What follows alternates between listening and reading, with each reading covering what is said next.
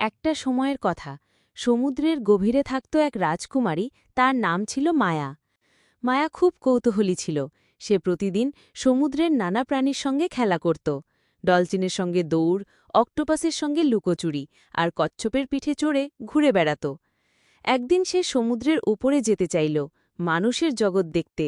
তার মা, সমুদ্র রানী, তাকে সাবধান করলেন। মানুষের লোভ তোমার হাড় কেড়ে নিতে পারে, সাবধান।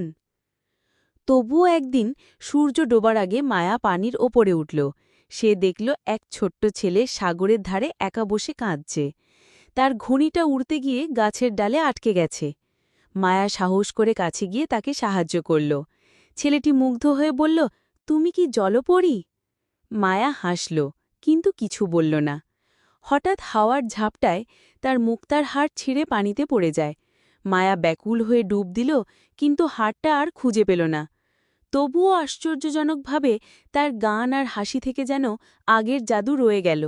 রানী বললেন, তুমি এখন নিজেই জাদু মায়া, কারণ তুমি ভালোবাসা দিয়েছ, বিনিময় চাওনি। সেই থেকে মায়া মাঝে মাঝে জলের ওপরে আসে, আর যারা দুঃখে থাকে তাদের পাশে দাঁড়ায়।